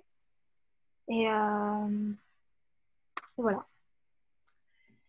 Merci beaucoup, Laura, pour cette présentation très large, pleine d'ouverture sur tous ces points méthodologiques, pour tous ces usages un peu détournés, un peu hybridés des outils numériques. Alors, j'ai envie de laisser la parole, d'encourager notre équipe d'étudiants à poser toutes les questions, à rebondir sur les choses, voir si vous n'avez pas compris, à revenir sur des points, pour qu'on puisse tirer un maximum parti de toutes ces informations. Est-ce qu'il y a quelques audacieux qui voudraient se lancer? Je vois tous les micros éteints. Bah, du coup, je vais peut-être reprendre certains points. En tout cas, en fait, moi, ce qui m'intéresse du point de vue du prof, on va dire, dans cette présentation, c'est comment tu brasses énormément de choses, à la fois sur le plan matériel, sur le plan des interactions, des écritures, la transversalité avec les différents métiers et avec les différentes disciplines. Et ça me fait penser au tout début de ta présentation et à la petite biographie que tu nous as envoyée, où finalement tu te donnes des étiquettes qui sont des étiquettes, on va dire, métiers que peuvent avoir les formations, voilà, le designer d'interaction, designer produit, etc. On a l'impression que ces étiquettes sont là, mais qu'elles n'expriment pas vraiment ta démarche. Peut-être aucune des démarches des personnes qui sont dans ce master, qui cherchent précisément la transversalité. Donc, c'est le côté vraiment passionnant dans tout ça. Alors, du coup, si je rebondis sur le dernier projet, et peut-être pour justement l'exposer avec un peu plus de détails, il y a à la fois investigation sur le comportement de la corneille. Alors, je me demandais tout simplement, est-ce que cette investigation-là, est-ce que tu entends faire avec ces petites expériences, ces petits enseignements en collaboration avec le laboratoire d'éthologie, est-ce que ces éléments-là vont avoir une influence dans encore une fois, dans l'écriture de la pièce elle-même? Si j'ai bien compris, c'est de la danse, ou est-ce que c'est du théâtre de la danse? Et est-ce que les comportements des corneilles, si on arrive à les décoder, du moins la signification de ces petits gestes, est-ce qu'ils vont avoir un impact? Est-ce que c'est prévu comme ça? Ou est-ce que toi, tu l'imagines comme une suite possible? Alors, au niveau en fait de la... Alors, pour l'instant, en termes de... On n'a pas fixé, on va dire, d'objectifs précis quant à la finalisation de la recherche parce que on assume le fait qu'on est dans un cadre d'investigation et que par définition, dans une investigation, on ne doit pas anticiper la réponse. Parce que c'est ça, la recherche, c'est de pouvoir justement faire ce processus-là réellement et de pouvoir après... Moi, je parle plutôt pas en termes scientifiques, mais j'utilise ces méthodologies scientifiques pour après l'appliquer à une écriture de design et à une conception de designer et d'un projet. Mais par ce processus, je me laisse en fait m'étonner et rebondir et évoluer le projet en temps réel et en fonction des différentes matières que je vais faire entrer en résonance durant l'investigation. En fait, c'est la richesse, je trouve, de ce projet et c'est ce qu'on a voulu aussi mettre en place avec Benoît et Isis. C'est de rester dans le cœur de l'investigation et pas de chercher à déterminer déjà une application ou déterminer une forme finie quant au résultat en fait de cette recherche, mais en plus d'explorer en fait le potentiel que le dialogue entre deux disciplines, théâtre et design, offre pour pouvoir peut-être proposer autre chose. Mais pour l'instant, on ne sait pas ce que c'est. Est-ce que c'est de la performance? Est-ce que c'est une installation interactive? Est-ce que c'est du design d'objets, d'accessoires? Est-ce que c'est de la scénographie? Est-ce que c'est un peu de tout ça? Quel type de technologie on va utiliser à la fin? Est-ce qu'on va les utiliser? Oui, comment? Est-ce qu'on va utiliser des éléments de l'investigation, c'est-à-dire la documentation de l'évolution d'expériences avec les corneilles ou pas? Donc, pour l'instant, on ne sait pas en fait. On continue. Voilà. Alors, j'ai juste une petite remarque. Est-ce que tu pourrais arrêter ton partage d'écran? Comme ça, on te verra toi en grand. Ah oui. Enfin, je te vois quand même, mais disons que là, c'est le merci qui occupe l'écran. Donc, voilà, parfait. Alors, super. Oui, en fait, à t'écouter, ça me fait penser que c'est à la fois de la recherche et de l'improvisation. C'est-à-dire qu'effectivement, on recherche, le but est ouvert, ou du moins le résultat est ouvert, sinon il n'y aurait pas besoin de chercher. Et en même temps, on a toujours une espèce d'hypothèse qui cadre le champ des recherches. Par contre, en impro, c'est plutôt plus tactique comme manière de procéder. Il y a un champ d'investigation et on fait des microsynthèses qui entraînent une nouvelle phase de recherche. Et donc, il y a vraiment confrontation des méthodes et peut-être déterritorialisation des méthodes aussi. Donc, tout ça, c'est assez passionnant. Alors, pour toi, c'est implicite parce que tu baignes dans les techniques numériques et du coup, c'est vraiment ton milieu. Mais il y a eu des moments dans ta présentation où tu as mentionné certaines choses qui, moi, me donnaient envie d'en savoir plus ou peut-être d'éclaircir plus, notamment au début. Quand tu parles de tes premières expérimentations à Sèvres et ensuite c'était à Élie, pardon, tu parlais plutôt que de se quantifier soi-même, quelque chose comme ça. Alors, est-ce que tu pourrais nous en dire plus sur pourquoi ne pas se quantifier soi-même ou pourquoi le faire et comment ça a joué cette histoire de la quantification et de l'utilisation de données comme mesure de tout. Quelle est ta position par rapport à ça? Qu'est-ce que tu voudrais amener? Pourquoi prendre un peu de côté par rapport à ça? En fait, ce qui m'intéresse globalement à travers l'exposition de ce projet, c'est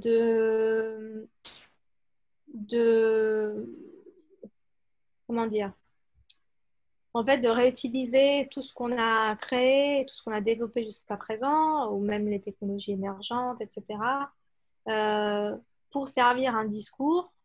Et ce discours-là n'est pas forcément un discours qui se concentre sur l'expérience de l'être humain, donc user experience, humain-humain, humain entre humain, interface homme-machine, mais plutôt en fait de développer d'autres relations avec ces interfaces et ces nouvelles briques technologiques avec les autres espèces qui cohabitent avec nous et que nous par notre forme, par plein de paramètres que je ne peux pas vraiment résumer en 2 minutes, mais qui sont en relation avec une séparation qu'on a de notre environnement naturel, philosophique, fondamentale, aussi de notre vision anthropocentriste du monde, qui nous amène à détruire en fait ces autres espèces qui pourtant constituent l'environnement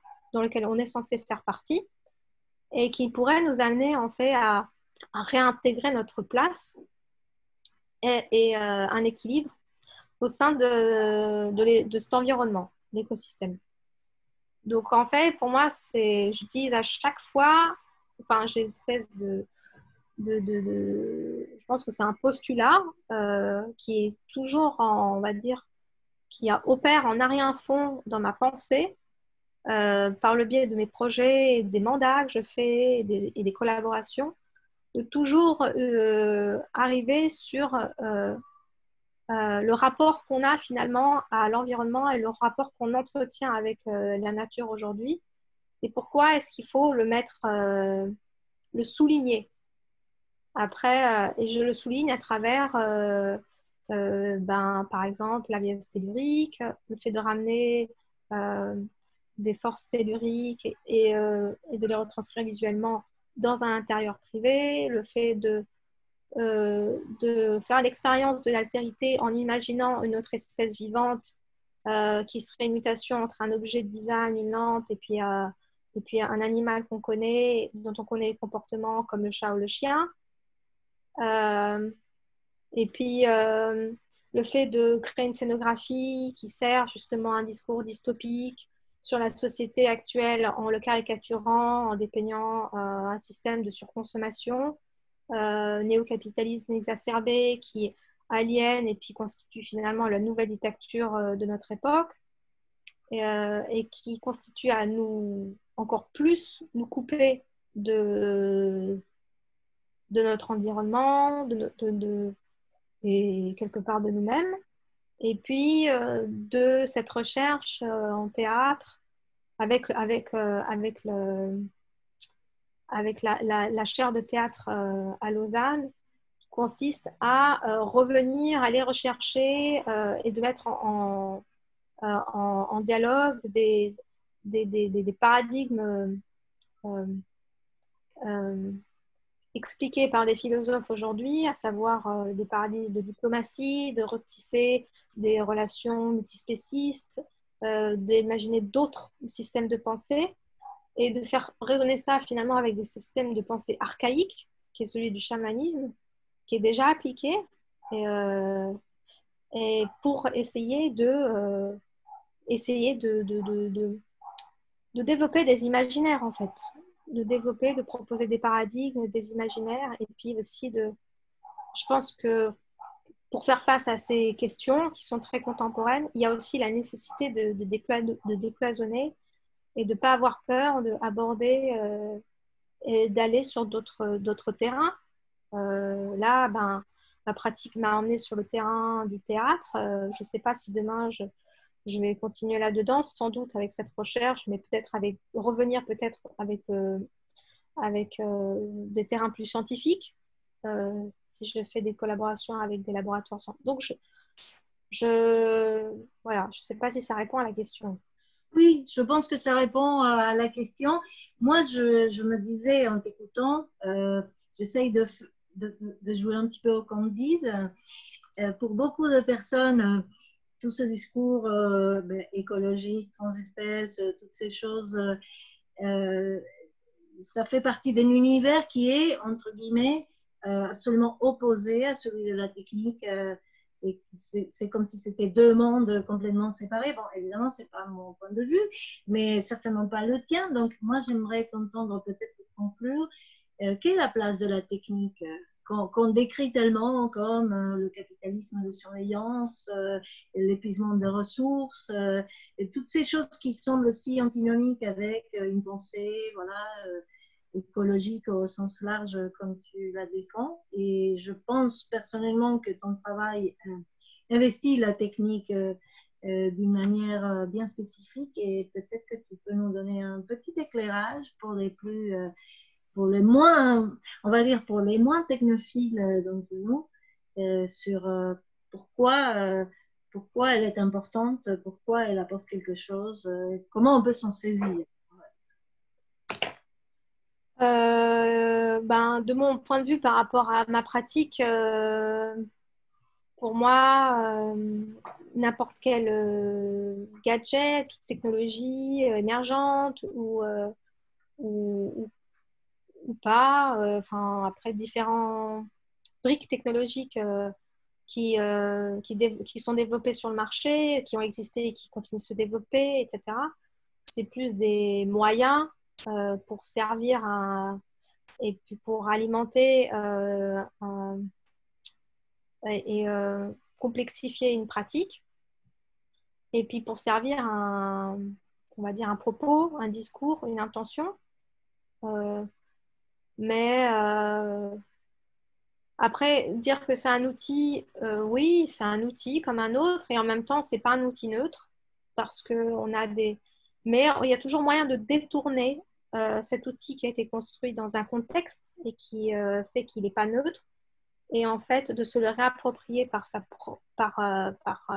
en le réutilisant, en le détournant et en l'imbriquant dans sa propre pratique et en fonction des projets qu'on développe. Et aussi, oui, la question de savoir choisir quelle technologie pour quel projet aussi. Ça aussi, c'est une question, mais oui, c'est plutôt la capacité qu'on a de pouvoir détourner n'importe quelle technologie qui, à la base, pourrait a priori être conçue à l'opposé de ce qu'on pourrait l'utiliser et l'appliquer pour, mais qui, en y regardant, en faisant l'expérience de plus près, en détournant et en pratiquant et en imbriquant, finalement, nous permet de montrer le contraire. C'est-à-dire, c'est quand même très paradoxal dans ma pratique que j'utilise à chaque fois les principes de captation, d'interaction, de technologies émergentes, de nouveaux systèmes de captation avec des scans 3D, pour servir le même propos, c'est-à-dire nous recréer un lien avec notre environnement naturel. Puisque c'est même l'usage des technologies qui nous en ont détourné, en fait. Mais aussi, c'est une manière aussi de ne pas être radicale, parce que je ne suis pas une praticienne de la radicalité. Je ne suis pas dans la pratique du tabula rasa, mais je suis pour plutôt comment est-ce qu'on pourrait voir autrement. Voilà. Avec les mêmes outils, avec les mêmes systèmes qu'on a, mais juste en fait apporter sur ces systèmes un autre regard pour pallier à nos problématiques actuelles. Voilà. Super. Je ne sais pas si j'encourage vivement quelqu'un à dire quelque chose, à poser encore une question pendant les quelques minutes qui nous restent ou à réagir sur l'intervention de Laura.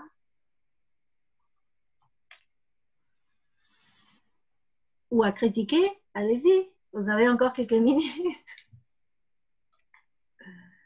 Non, on est un peu timide aujourd'hui. Ou peut-être que tu nous as tous éblouis avec ta présentation. Je ne sais pas, Nicolas. Je vois Céline qui a une question, j'ai l'impression. Ah, super. Ah, pardon. Il y a Céline? Oui. Oui. Ok, pardon, parce que j'avais aussi une question, donc je serai après toi. D'accord. Merci beaucoup pour votre intervention et bravo pour vos travaux très variés. Je voulais savoir justement par rapport à tout ce foisonnement de champs que vous explorez finalement, enfin, toujours avec les mêmes technologies, techniques ou dans le même... enfin voilà, on sent bien qu'il y a un but commun, celui dont vous nous avez parlé.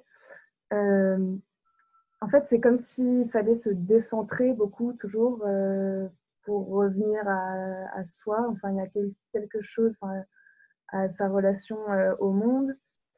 Enfin, il y a la nature. Et je voulais savoir, enfin, c'est une question un peu personnelle, mais comment vous réussissez à vous recentrer justement dans enfin, où sont les curseurs entre chaque projet? Est-ce que c'est les rencontres que vous faites? Est-ce que c'est toujours vos objets de recherche? C'est une bonne question. C'est une bonne question. Je pense qu'en tant que designer, la première chose, c'est le contexte, les contraintes aussi, et savoir contexte avec qui on travaille et est-ce qu'il y a une finalité, est-ce qu'on doit montrer quelque chose, est-ce qu'il y a un contexte d'exposition, est-ce qu'on est dans un contexte de recherche, est-ce que jusqu'où on peut développer une recherche, jusqu'où il faut l'arrêter, etc., etc. Donc, la première chose, c'est de bien être conscient du contexte dans lequel on va collaborer et développer un projet. Et ça, c'est aussi l'expérience qui permet de savoir, de gérer un peu les temporalités aussi parfois, et de savoir à quel moment on peut explorer jusqu'à une certaine limite, où on se rend compte que finalement ce qu'on explore nous amène pas bien loin et qu'il faut bifurquer pour pouvoir arriver à quelque chose par rapport à des échéances, par rapport à des attentes, par rapport à des contraintes, par rapport à des besoins. Donc, en fait, c'est vraiment l'expérience du métier qui va te permettre après de bien en fait réagir dans les projets pour pouvoir on va dire, aboutir à quelque chose de satisfaisant pour toi et aussi pour les gens avec qui tu développes les projets, quoi. Donc, oui, en fait, et c'est c'est ce qui fait que, parce que des fois, on a des flottements où des fois, on préfère me définir comme étant une artiste digitale, ou plutôt être dans l'univers artistique.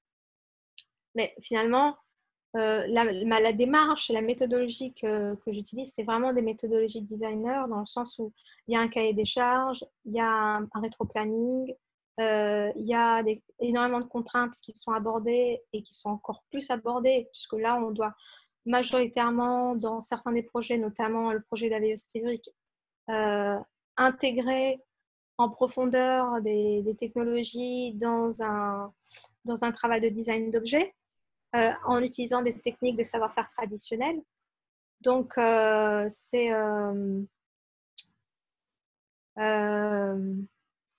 très carré, en fait, quelque part. Même si avec vous, ça peut paraître complètement éclaté et puis hyper transversal, on passe de l'un à l'autre. Mais finalement, en fait, c'est très rigoureux, finalement, pour arriver à un résultat qui fonctionne, c'est-à-dire qui va être présenté à un public, qui va être accueilli et qui, quelque part, doit retranscrire le message principal.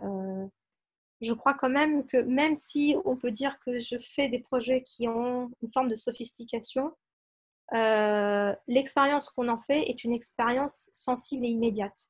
On n'a pas besoin de...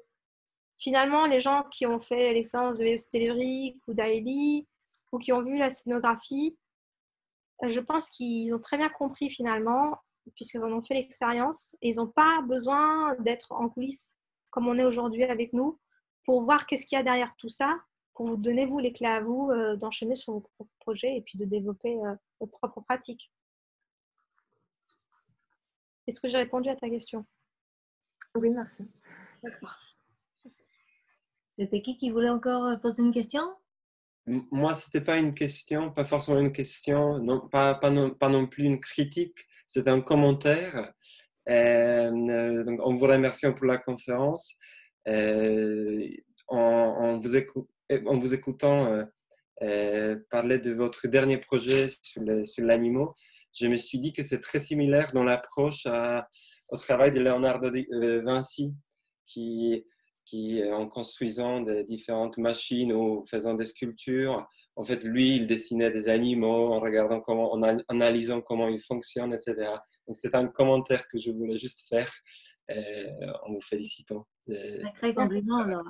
En fait, c'est drôle ce que tu dis avec Léonard de Vinci. En fait, peut-être la seule chose qui pourrait être, on va dire, pour moi, comment dire, qu'on pourrait évoquer, c'est le fait, en fait, aujourd'hui, de où on place l'homme, où on recentre l'homme, en fait. Donc, je ne sais pas quelle est l'approche de Léonard de Vinci, mais Léonard de Vinci, il s'est quand même beaucoup intéressé à l'observation de la nature pour pouvoir développer ces machines. Et aujourd'hui, je me questionne la voie qu'on a prise depuis ces derniers temps, depuis des siècles, pour essayer en fait de nous repositionner aujourd'hui dans l'environnement naturel. Et effectivement, ça implique de revoir attentivement et de réobserver attentivement la nature. Bon, bien sûr, on est en 2019, je ne peux plus la réobserver et puis c'est plus le propos comme l'avait fait Léonard de Vinci, mais effectivement, on est dans un rapport de aujourd'hui, comment est-ce qu'on réobserve la nature et pourquoi est-ce qu'on doit la réobserver et qu'est-ce que ça offre comme possible. Voilà. Parfait. Est-ce qu'il y a encore une petite question avant de se quitter, peut-être? Je vois tous les micros coupés. Nicolas, je ne sais pas si tu as envie de dire quelque chose avant qu'on... Oui, je voulais vous remercier. Juste, moi, ce que je trouve assez intéressant, c'est que vous êtes là. En fait, on a créé ce petit cycle de conférences. Vous êtes la 4e ou 5e personne, je ne sais plus, à intervenir. Et vous êtes la première, entre guillemets, artiste, designer, artiste à intervenir. Et ce que je trouve très intéressant, c'est que vous venez de l'exprimer là, c'est que vos méthodes de travail et d'investigation, etc., elles ont un caractère, justement une méthodologie et une démarche qui est, je dirais, qui n'a rien à envier dans la rigueur à des démarches d'autres intervenants qu'on a fait venir ici, qui étaient plus dans le champ théorique ou des praticiens ou des architectes, des choses comme ça. Et je trouve ça assez remarquable de voir que des artistes ou des plasticiens ou des théoriciens finalement utilisent à peu près les mêmes outils, en tout cas d'un point de vue théorique. Et voilà, je voulais vous féliciter pour ça. Enfin, moi, je trouve que c'est vraiment totalement à propos vis-à-vis de nos ambitions dans ce master, qui est de croiser les approches. Vous avez souvent rappelé le fait que vous étiez designer, mais vous touchez à la scénographie, vous touchez pour nous à des choses qui nous concernent et sur lesquelles nous, on ne s'intitulerait pas comme designer. mais voilà, moi, ça me conforte dans l'idée qu'on a eu raison d'essayer de croiser les approches. Voilà. Donc, merci beaucoup. Super. Merci beaucoup, Laura. Un petit applaudissement pour cette intervention passionnante. On pourrait finir sur la phrase de Laszlo Molinaj: le design n'est pas une profession, c'est une attitude, que personnellement, moi, à laquelle je tiens beaucoup. Et je pense que tu es un très bon exemple de cette philosophie-là. Merci.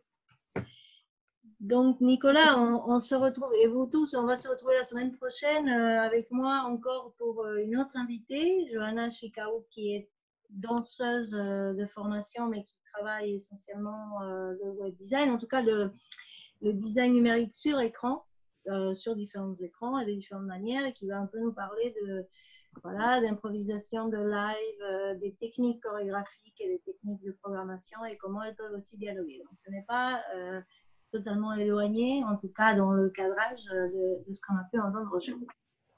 Et ce sera en anglais. Ah oui, il va falloir… Victoria, on compte sur toi pour poser des questions aujourd'hui, même si tu en as déjà posé une. Ce sera l'anglophone des services. Voilà. Merci à tous. Merci. Merci beaucoup. Au revoir. Merci beaucoup. Bon week-end. Au revoir. Au revoir.